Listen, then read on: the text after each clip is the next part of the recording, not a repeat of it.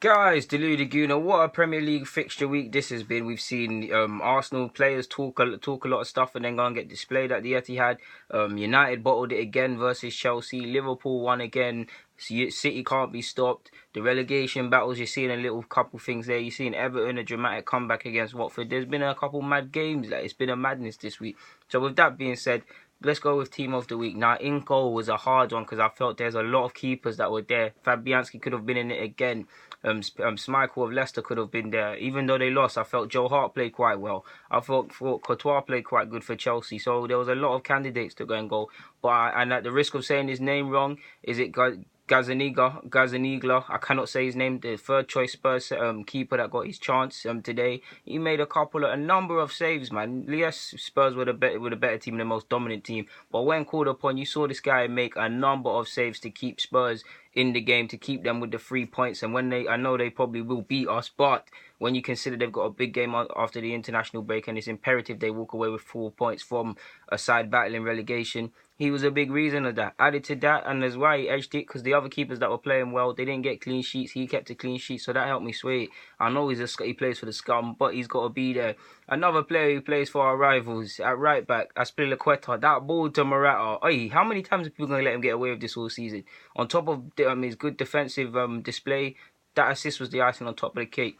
Central defense, I'm gonna go with Eric Dyer. I was gonna put Koscielny or Bailly, but I weren't, like, their teams weren't really playing levels. I was impressed with Dyer. He was shocking against United. He came again, and of course the quality in opposition is massive in Crystal Palace and United, but you can only play what's in front of you, man. He put in some nice tackles, number of last-ditch challenges, tackled with intent. His passing's not that bad. You saw his passing. I felt he just had a good game for Spurs.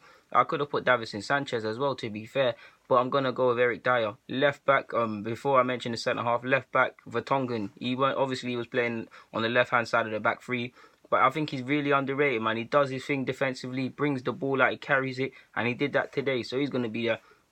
Although his team lost, I'm going to go with Sacco of Crystal Palace. They lost, like I said, but it could have been a lot worse if it wasn't for him. He should have really scored, but he's not a striker. He made a number of tackles, convincing headers. He just put in a real good shift today, and it looked like at one point they would get something out of the game. And if they did, he would have been a big reason for that. So I'm going to go with Sacco. So to recap, Gazaniga, forgive me, at centre, in goal. Right back, Azpilicueta. Left back, Jan Vertonghen. In the middle, Dyer and Sacco. So now we move on to midfield. Hazard in the 10 role because of that magnificent performance versus United. He didn't score assists, but he ran the show, man. He scared all their back for Hazard. I need them points for my fantasy league, but he never scored. So yeah, man, he's at 10. Cesc Fabregas ran the show as well. He weren't going to be in it, but he made a late addition. I wasn't even going to watch the match, but Cesc controlled it, so Cesc has got to be there. He's not a central midfielder, but I got to get him into the side. Mo Salah, there's no way he can't. 2 convincing goals. Looks to be the signing of the season so far, or if not the signing of the season overall. So he's got to be there on merit, to be honest. Mane, 2 assists, he'll go under the radar, but he's got to make it into my side. Mane shaking off that injury and he's back. There's no coincidence that he's fresh home and Liverpool are playing better. Through the middle, I'm going to go with Morata. I was going to put Richarlison, but I'm going to go with Morata. Like, that header, man. That header's mad. And I think he just put in a good game. As well as just scoring, he put in a shift. He held the ball up. He worked the channels. He did what he needed to do for the team.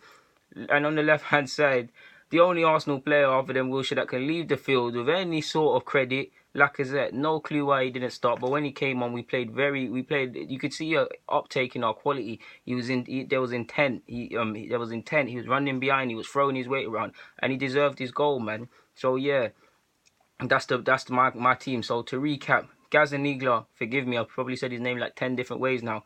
Azpilicueta, Dave at right back, left back Jan Vertonghen, through the middle Sacco and Dyer, midfield of Salah in the unorthodox position, Cesc Fabregas, and in the 10 row Hazard.